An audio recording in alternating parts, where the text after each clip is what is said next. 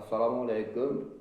Farohat kanalini kuzatib borayotgan ijtimoiy tarmoqdagi faol kuzatuvchilar hamda meni kuzatib borayotgan yuqori turli tashkilotlar. Bu videomdagi murojaat, ya'ni o'sha avvalgi safar ham chiqazgan edim.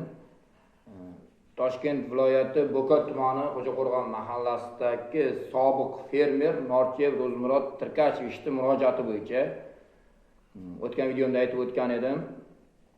Ya'ni o'sha 2003-yil 6-iyunda tuman hokimining nomer 566-sonli qarori bilan Ro'zmurod ota o'g'li Javdar fermer xo'jaligi tashkil etgan. 2008-2009-yillar oralig'ida fermerni qo'lidan yerni o'sha Toshkent viloyati Bo'kat tumani Xo'jaqo'rg'on MFda hozirgi kunga qadar istiqomat qilib kelayotgan, o'sha yashab kelayotgan fuqaro, o'sha Davron aka degan fuqaroga noqonuniy tartibda o'zlashtirib berib olingan deb aytib o'tgan edim. O'sha fermer xo'jaligining nomi Tursunay Nafosat. Unda nima deyilganida o'tgan videoda ham aytib o'tganman. O'sha fermerning arizasiga binoan deb o'tgan o'sha ya'ni o'tgan yillar davomida 2023-yilgacha fuqaro o'sha sobiq fermer Norchev Ro'zmurod Tirkachevich o'sha tuman hokimiga, tuman prokuraturasiga bir necha marotaba murojaat qilgan. Shaxsan mana 2023-yilda ham mana o'zlaring ko'rib guvoh bo'lib turibsizlar, 26-iyunda ariza bergan. Tuman hokimligi 26-iyunda o'sha arizani javobini beryaptiki, siz ya'ni kim aytyapti, 2023-yilda 26-iyundagi arizangizni ko'rib chiqib deyapti. 2009-yildagi Ro'zmurod ota o'g'li Javdar fermer xo'jaligi yerlari tuman zaxirasiga olganligi to'g'risidagi qaror tumandagi arxiv idorasida saqlanayotganligini ma'lum qilamiz degan. Lekin afsuski, o'sha arxivga ham murojaat qilinganda arxivda hech qanday bunday ariza mavjud emasligini aytgan.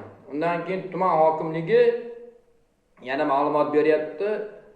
Shartnoma shartlarini qo'pol ravishda buzgan deb. Uni ham hech qanday asos topilmadi. Chunki shartnoma shartlarini qo'pol ravishda buzganligi to'g'risida ham hech qanday hujjat rasmiylashtirilmagan.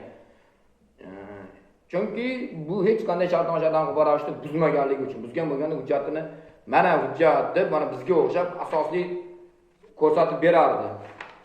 Ular o'tgan safar o'sha video chiqazganimdan keyin 2025-yil 2-dekabr kuni tuman hokimiga Norchev Ro'zmurod Tirkachevich ariza bergan edi. Ya'ni o'sha hokimiyatdan yana o'sha holat, chunki men ariza yozmaganman, o'sha arizamni yozgan bo'lsam menga nusxasini berishlarini so'rayman deb yozgan. Mana bugun arizani shaxsan o'zim tuman hokimligiga borib oldim. O'sha fuqarolarni qabul qiladigan qabulxonadagi opadan oldim. Mana arizani javobini bular o'sha Norchev Ro'zmurod Tirkachevich sobiq fermer o'sha arizasini so'rab chiqqanda bunga endi qishloq xo'jaligi javob beradi. Nega o'tgan safar qishloq xo'jaligi javob bermagan? Hokimiyat yuristi javob bergan. Lekin bu safar bular o'sha arizani qishloq xo'jaligiga chiqazganda mana arizani aytib o'tyapti, buni qarang. O'zlaring eshitdinglar va o'zlaring shaxsiy fikrlaringni yozib qo'yinglar.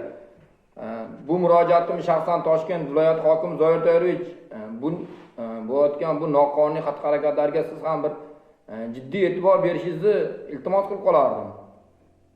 Ya'ni o'sha fuqaro arizasini so'rab murojaat qilgan, o'sha nusxasini berishini, ushbu murojaat yuzasidan fuqaro Ro'zmurod Norchev bilan qonundan chetga chiqmagan holda belgilangan tartibda suhbat o'tkazildi deyapti. Lekin bular hech qanday suhbat o'tkazmagan Norchev Ro'zmurod buva bilan.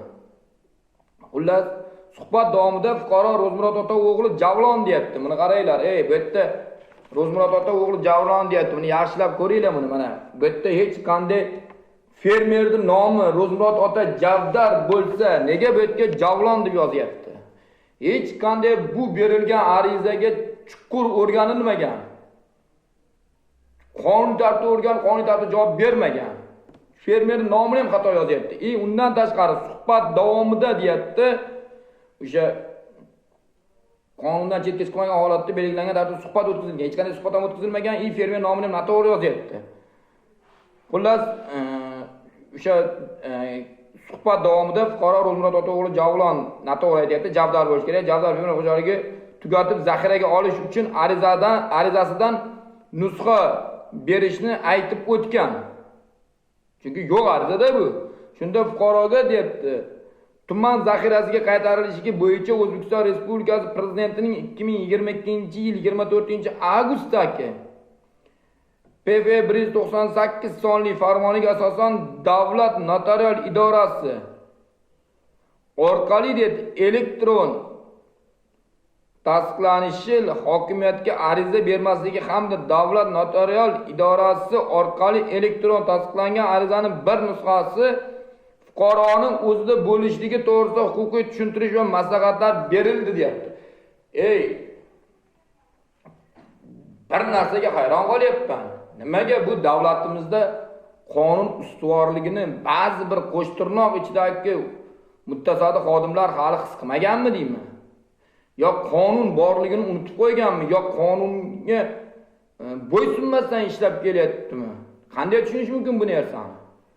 Shaxsan bu javobni tuman hokimining o'rinbosari Alimov O'ktam aka qishloq xo'jaligi bo'yicha. Nega bunaqa javob berdingiz O'ktam aka? Hali bu haqda Xudo xolasa bu bergan murojaatingiz bo'yicha siz bilan kerakli joyda albatta gaplashamiz, kerakli joyda javobini berasiz siz.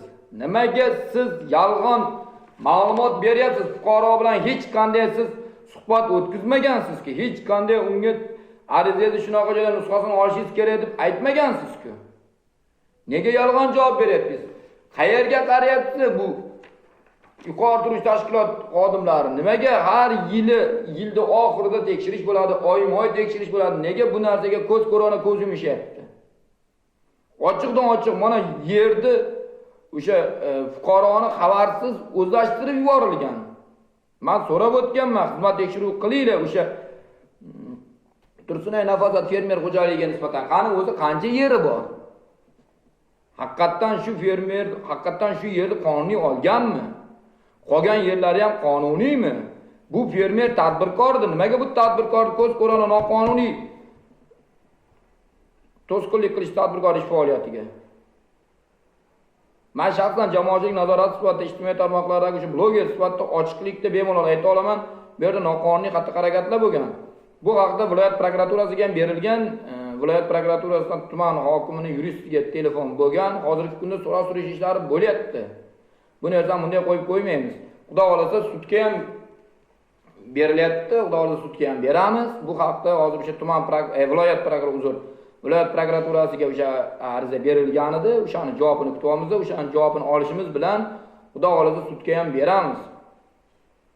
Sudda kim nima qilgan bo'lsa javobini beradi. Shu vaqtgacha ham berib kelgan, bundan keyin ham berib kelishadi. Qonun borligini hech qachon unutishmasin.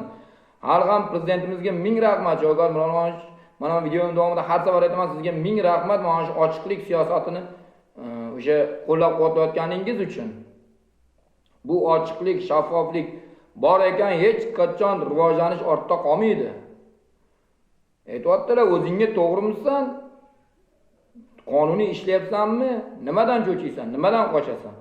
Xuddi shu narsani Zoir To'yrovich Toshkent viloyati hokimi siz ham bot-bot aytasiz. Mana noqonuniy ishlar, mana men sizga aksini mana isboti bilan berib o'tiribman. Nega bunga hech kim chora ko'rmayapti? Ko'radi. Men aytayapman, mana shu murojaat bo'yicha oxirigacha boraman. Oxirigacha boraman. Qani nima bo'lar ekan oxir? Chunki men tushunishim bo'yicha bu yerda noqonuniy yer o'zlashtirilgan.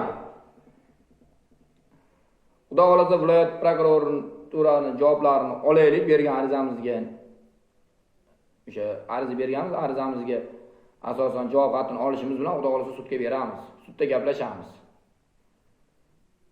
O'sha sudga biz shunday yozamizki, o'sha 2009-yildan 25-yilgacha bo'lgan davomida agarda mana bu yer noqonuniy olinganligini o'z isbotini topsa xudo xolasa sudda.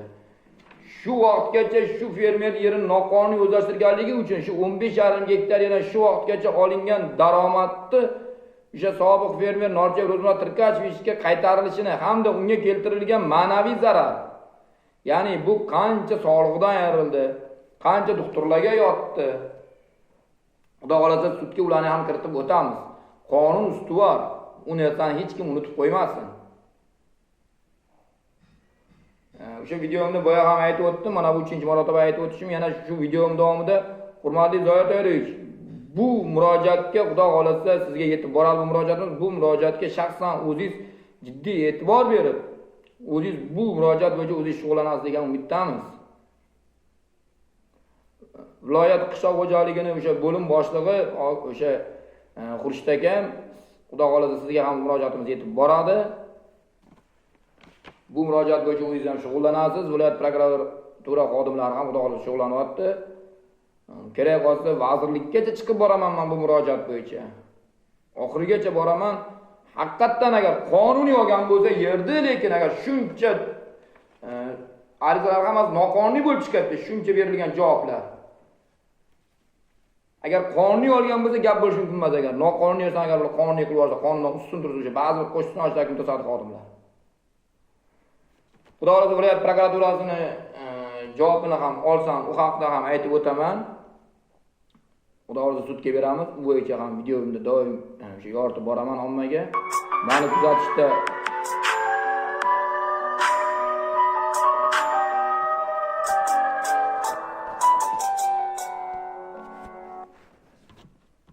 uzr telefon bo'lib qoldi.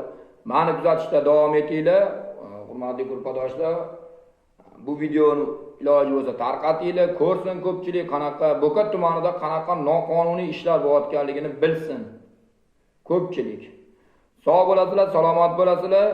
Kimda qanaqadir murojaat bo'lsa, mana shunday qiynalayotgan muammolar bo'lsa, bemalol menga aloqaga chiqishlari mumkin. 95 900 0571 telefon nomerim. Sog' bo'lasizlar, salomat bo'lasizlar. Maqsadashni davom etinglar. Keyingi video efirlarini ko'rishguncha salomat bo'linglar.